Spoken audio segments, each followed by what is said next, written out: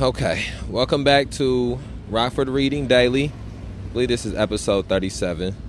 We're going to pick up where we left off on reading Citizens, Cops, and Power. Excuse me. Yeah, Citizens, Cops, and Power. Okay. Community on the ground.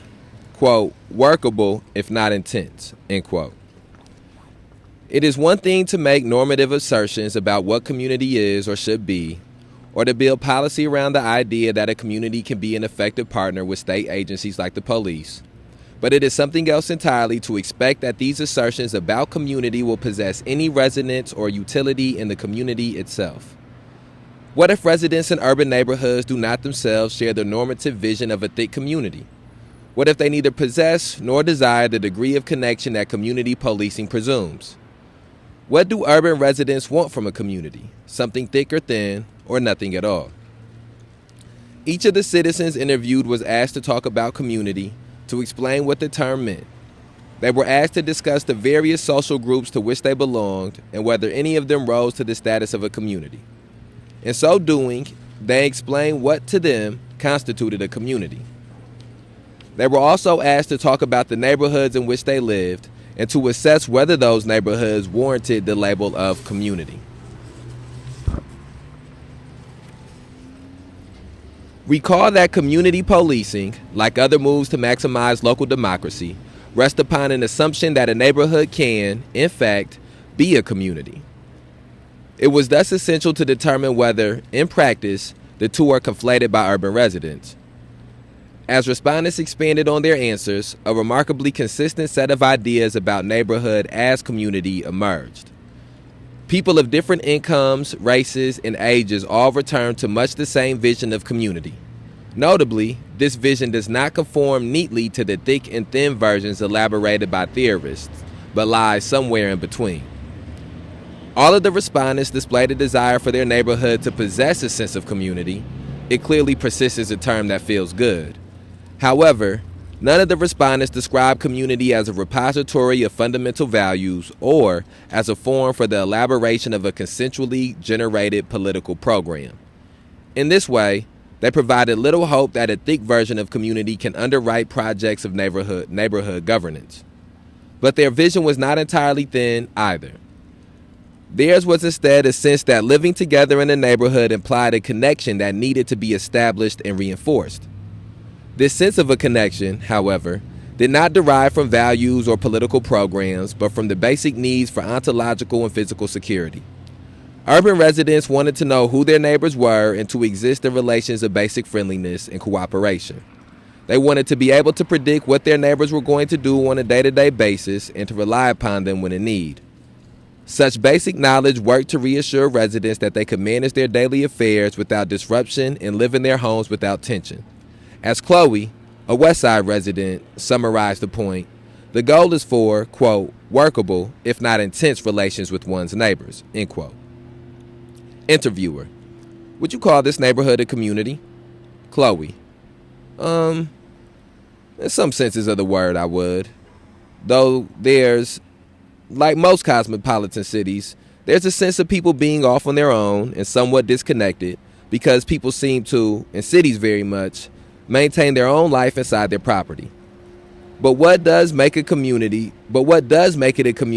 is the fact that people are satisfied with their neighborhood and stay here almost permanently and have harmony with their neighbors even if there isn't as much exchange as there used to be in the olden days. And the fact that they're content enough to stay and have workable if not intense relations with their neighbors. Interviewer: so you would describe the most of these relationships here between neighbors as, quote, workable, end quote, rather than, quote, intense, end quote? Chloe: yeah, maybe workable is the word. Not super connected, but very friendly when there's a need to connect. As Chloe suggests, she is not, quote, super connected, end quote, to her neighbors, and she expresses no regret about this reality. She does not desire a thicker connection. What does explain her happiness with her neighborhood is its permanence and predictability and her attendant certainty that her relations with neighbors are, quote, workable, end quote, if any issues do emerge. She readily acknowledges that the connections in her neighborhood could be, quote, more usable or visible or something, end quote. But she says further, quote, I'm not sure anybody feels the need for that. If we felt the need, I'm sure we would do it. But I think everybody's probably satisfied with things the way they are, end quote. This vision of, quote, workable if not intense, end quote, relations was one echoed almost universally by those interviewed. What matters is neither a strong sense of shared values nor the capacity to act collectively in the political arena. Rather, residents hope to know and rely upon neighbors to feel that their basic needs for security can be met in the immediate environment, said Tracy, a Midlands resident. Tracy: for instance, our street, we all talk to each other, and we help each other out if we need help. The guy across the street is the guy who drove me to the hospital when I had my baby. It's very friendly. And there are schools in the area that make it feel like we are supporting our children. I like some of the stores here. They are not like the malls and stuff. They are just nice, small little stores. They are comfortable. Some of the people know us by name, so it feels good that way. Yeah, that kind of a feeling. Interviewer: knowing each other? Tracy: yeah, and being aware of each other. These twin desires, to know one's neighbor and to be able to rely upon them for basic assistance, were repeated in various ways by a wide range of those interviewed. In explaining why he would, in fact, characterize his neighborhood as a community, a Beachside resident, Bob, said, quote, I think that if somebody ran into trouble, neighbors would help. We are interested in the welfare of each other because we like each other. And that, in part, what describes community to me is a group of people who have something in common and will help each other, end quote.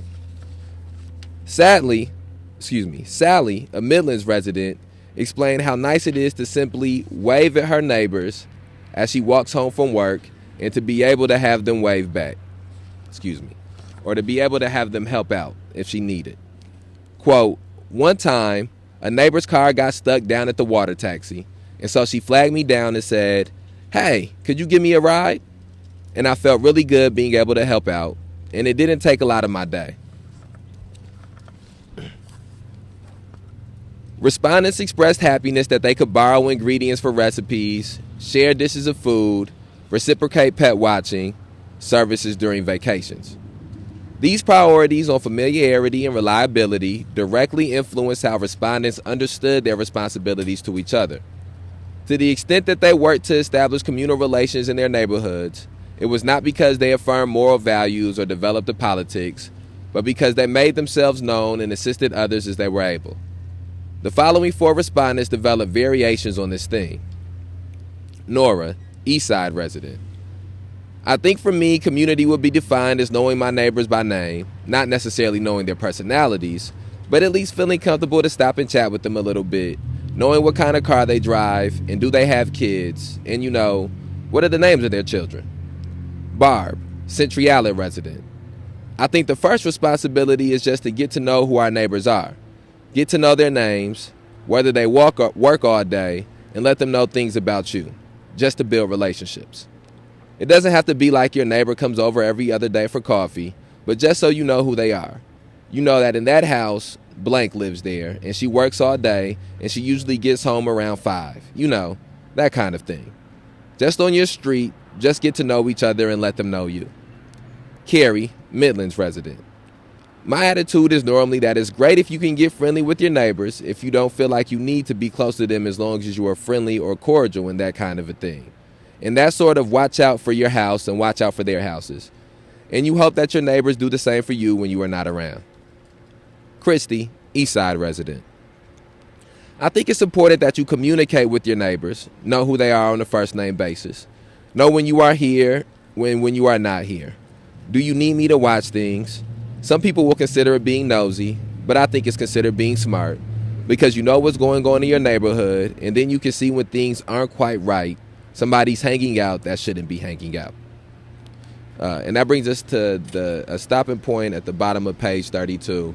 And so, again, here, I think one of the things that stands out for me is the differentiating between neighborhood and community, and how often sometimes the concept of neighborhood and community can become conflated, and how also some people view their neighborhood as a community and other people don't view their neighborhood as a community, and how what Steve spoke here is that the concept of thick community, restorative thick community, is about establishing values or a value system based off maybe prior or previous value systems with people that you have social interests with. That could be locale, or could be ethnicity, or could be class.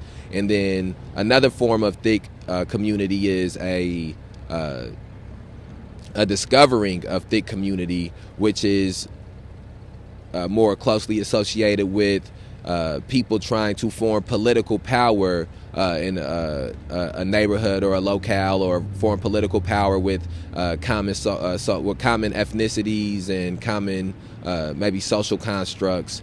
And that's sort of what communiologists, so how they define thick and thin community. And what Steve is pointing out here is that most people don't view the concept of community in that way, and it being something, and it being a collective coming together for a value system, or a collective coming together to form political power, or seeing their neighborhood as needing to come together for a common value system, or seeing their neighborhood needing to come together to form political power. Instead, they see the neighborhood needing to be a community, or the neighborhood being a community because of their interaction that they have with their neighbors, because of a desire for security, because of a desire for knowing what's going on in the house across the street, feeling like they can get help from the person across the street, or the person across the street can get help from them, or as the last person put it,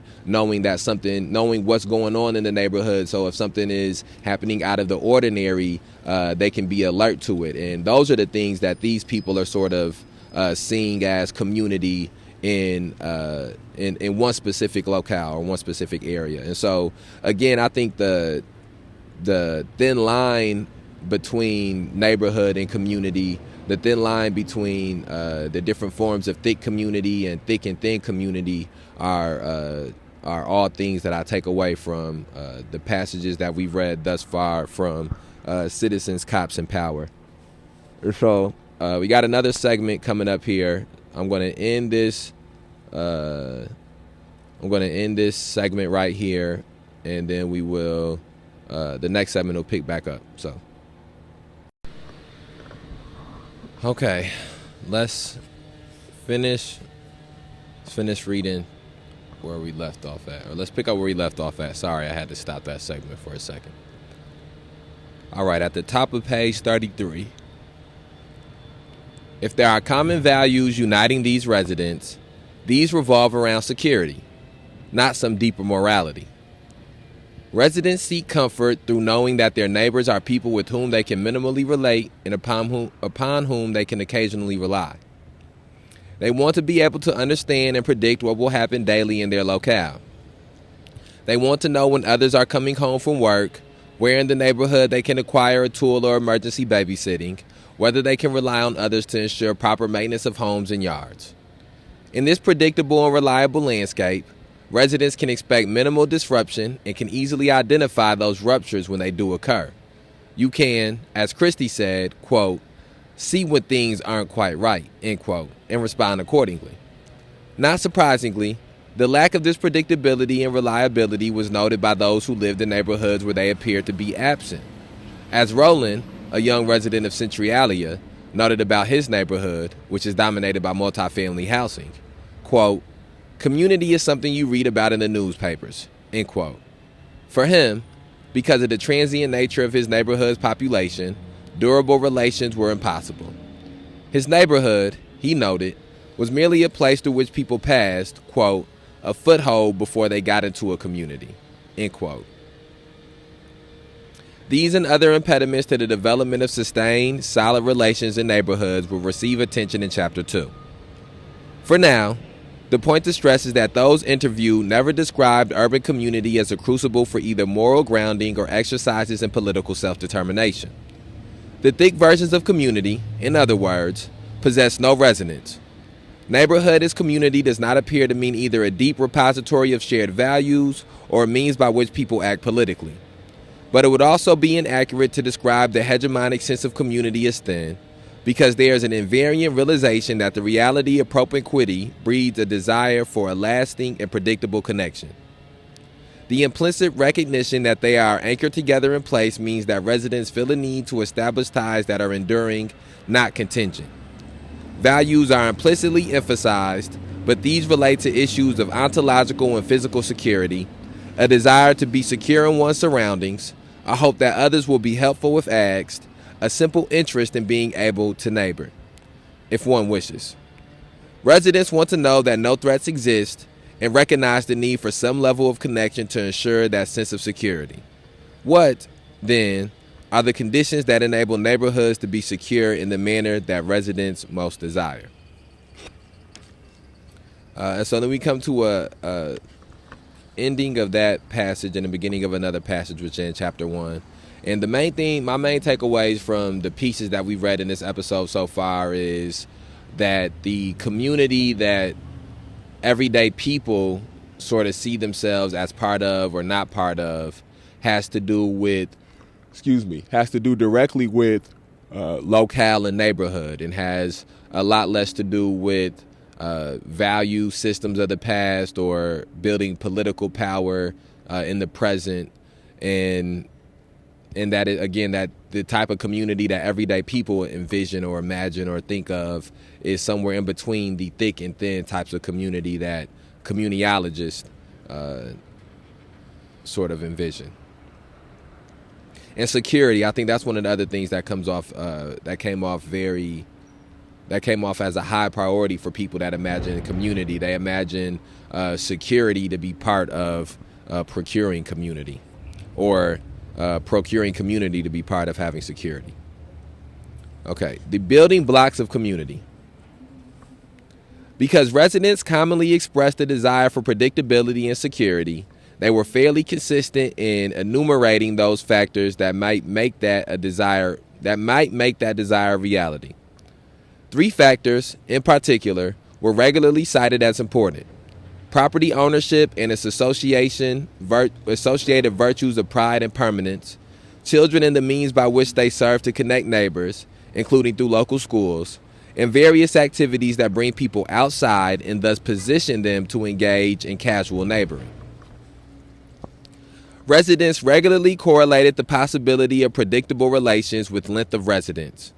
If they and their neighbors were in place for some time, then they could more easily develop a greater understanding of each other's daily patterns. Residents thus nearly uniformly favored neighbors who were owner-occupiers of their homes rather than renters. Ownership not only implied permanence, but also pride and care. Property owners were seen as more likely to maintain their homes in good condition. This helps increase the collective belief that the future is predictable. Residents took comfort from their neighbors' home improvement projects, just as they feared the consequences of a rental property in their midst. Okay, and then now we have some, excuse me, it's going to be some mic feedback. It's moving the mic around. Sorry about that, y'all. Okay. Sarah, East Side resident. Well, I like my neighbors. Most of the people that live here, if you came into my yard, you could see that fence we put up in this spring. People are working on their yards, working on their houses. There is a lot of, well, quote, I'll get this little house and I'll fix it up, end quote, kind of attitude. So the people that are moving into the neighborhood are really making big improvements. I like that. I think that's nice. Richard, West Side resident. I see us as in the right hands. The neighborhood is getting better, but it doesn't take much to have one house that would be a rental and be slowly deteriorating, and I think it would really pull the neighborhood down. To sell it is pride in ownership, or hopefully there should be. These respondents echoed a common theme: the importance of property ownership for establishing the framework upon which ontological security can be built. Those who own property were seen as more constructive community builders.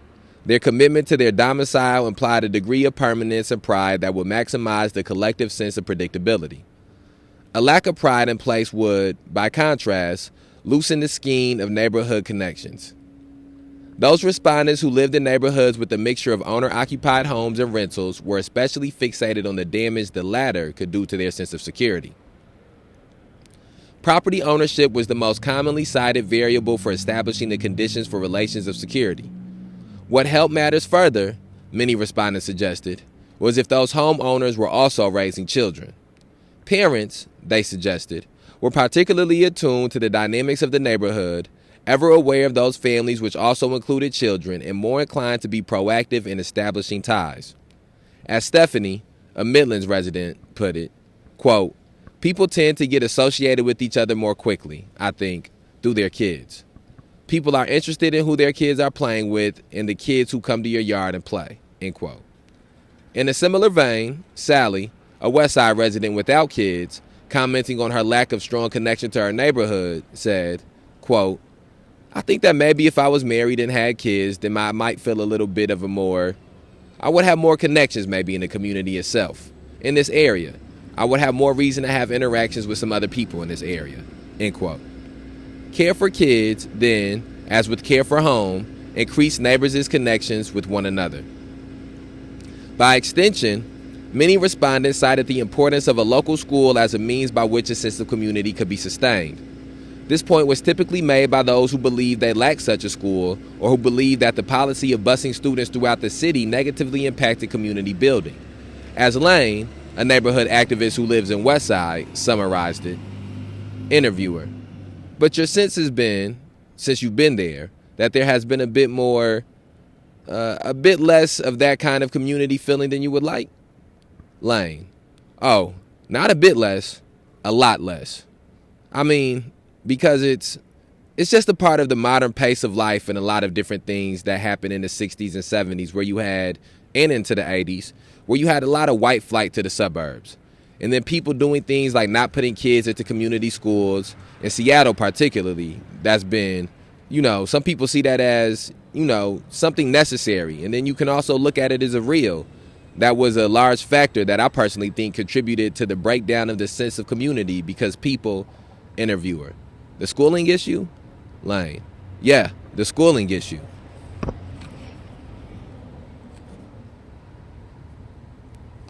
Hold on, let me get this page turned. Turning these pages be rough.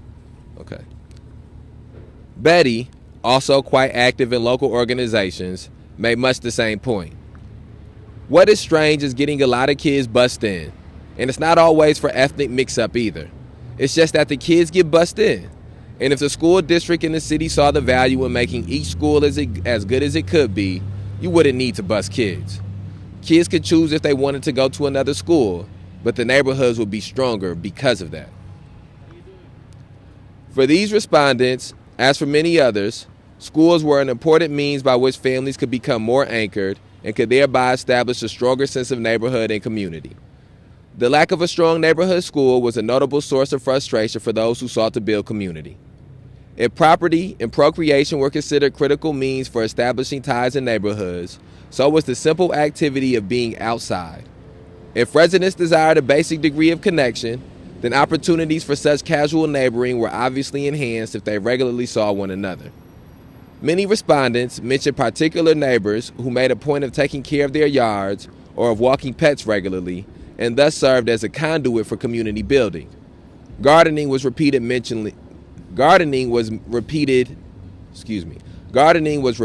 mentioned as a critical means for neighboring, as elaborated most eloquently here by Marcia, a West Side resident. Tracy was a great motivator. Our first year, she worked at her front yard, and it's hard to see how beautiful her yard is without thinking maybe I could do this. So she really inspired me. Last year, our neighbor, the Dahlia neighbor, ripped up their front yard and made theirs a cottage garden. So again, I would say his wife is one of the influential people in the neighborhood because she has really ignited a spark of gardening. In gardening, we are outside, we are pulling things apart and saying, hey, I have to have this much of this. It grew too big. Would you like some? So we ended up starting to talk. So I think that's been a community building activity, gardening. Any means by which neighbors were brought out of their homes and placed in a position to engage in casual conversations served as an important means by which neighbors could establish stable and secure, if rarely intimate, relations. Property, children, and regular encounters were thus recognized as essential ingredients for predictable neighborly relations. Residents who possessed these in their neighborhoods expressed appreciation for them. Those who lacked them noted their absence. Not surprisingly, and this is an issue to explore in more depth in Chapter 2, the presence or absence of these factors correlates with social class. Neighborhoods of greater economic advantage are more likely to be composed of stable homeowners, to possess a local school of high caliber, and to be sufficiently safe to enable casual outside neighboring. As economic advantage declines, each of these potential neighborhood realities becomes less likely. As Chapter 2 makes plain, this is quite consequential when neighborhoods do choose to engage in political action. And then we got a small piece left here. I think that I don't know what time that we're at. I think we probably got to be close to 30 minutes on this. Got to be pretty close to 30 minutes on this podcast episode. I'm trying to see how much do we have left. We got I think just a page left. I think we got just a page left in the chapter. Yeah, we got a page left in the chapter. So here, let's knock out this last page, and then I'll just reflect on the chapter in entirety. All right, give me 1 second. Okay. Conclusion. Neither thick nor thin. Many possess tremendous hopes for community. As a source of moral reinforcement or as a form for creating social and political capital, community is often seen as a fundamental component of a good life. And to the extent that localized democracy is heralded as an ideal, this community should be based on propinquity. Such localized units are defined in geographic terms, in no small part because similarly situated people face similar problems from such possible sources as pollution and crime. The high hopes for community rest upon a normative geography of strong neighborly relations. These hopes undergird community policing, which presumes that local ties can be the foundation for projects to reduce crime and disorder. Neighborly relations are, in fact, desired by those we interviewed, but not for the reasons touted by devotees of robust community. Residents look to their neighbors not to collectively develop a web of life-anchoring values, nor to develop an enlarged and effective politics. Rather, they seek to know one another well enough to go about their daily business with minimal disruption. These are relations of basic familiarity rather than intimacy, of casual contacts rather than political discovery. They want simply to locate themselves within their milieu, to feel secure in their knowledge of those who surround them, to see their neighbors as reliable. Sharing space means sharing some collective vulnerability, so residents seek ties of just enough strength to minimize that vulnerability. This suggests that thick visions of communal togetherness and collective governance are misguided. Projects like community policing that place significant political weight upon communities are unlikely to succeed. Yet it is a mistake to describe these idealized neighborly relations as thin, because the reality of contiguity does imply a connectedness that informs residents' sense of a desired community. Although they recognize that the demands of community must be attenuated in a modern, fast-paced, individualized world, they still wanted their neighbors to recognize their shared spatial interdependence and to participate in community enough to reinforce a basic level of connectedness. They expressed regular appreciation for a sense of community that provided from reassurances they would be assisted in need and protected from threat. Even if this vision of neighborhood connectedness does not meet the criteria of a thick vision of community, it might not conflict with variants of projects like community policing. If neighborhood residents desire security, and if they experience some sense of connection to one another, then collective action against threats to their safety and property might well occur. Perhaps such a vision of community, as a minimal web of relations focused on security, could still be effective in developing a political program to ensure that security. Perhaps community could bear some of the weight of communal governance presumed by advocates of community policing. It is toward a more explicit analysis of this political capacity of community, particularly in terms of relations with the police, that we must now turn our attention. And that brings us to the end of chapter 1, end of page 38, and the beginning of chapter 2. Let's see. I want to reflect on chapter 1. I know we're probably over 30 minutes here, so be patient with me. I think in totality, the first takeaway I have from chapter 1 is how much information and how much information I received on the concept of community, how little I had previously thought about the concept of community, how important it is for us to think deeper about some of these words that we use so often, or some of these concepts that we sort of use so often, that we sort of just take for granted the definition or the meaning of, I think, or the complexity of. I think that sometimes words like racism, words like my fault. I know that's a lot of feedback. My fault. Okay, words like racism, words like institution, words like democracy, and words like community are words that get in systemic and systematic. They're these words that get thrown around a lot when we're talking about the human experience and the issues that we face as in civilizations. But a lot of times we don't take the time to expound upon these concepts to make sure that we have a collective understanding or a collective agreement or a collective belief about these concepts. And so I think that the number one thing I will point to this first chapter for as being important is to highlight the concept of community, to dive deeper into the concept of community. I think towards the end of the chapter was very enlightening as well, when Steve began to relay to us some of the information that he gathered doing interviews with different community members and how they view community. And the number one thing that was viewed in the community for these people was not gathering a value system or having a collective value system. It wasn't about trying to gain political power. It was about security. It was about feeling safe in the neighborhoods that they lived in, feeling protected in the neighborhoods that they lived in, feeling as if they needed help from people that were in the neighborhood, that they would be able to rely upon those people for help. And so one of the things that was a commonality is that people gave descriptions of what they felt best constituted a community, or what attributes a neighbor needed to have to best help to create a community, or a productive or a healthy community. And one of those things was property ownership.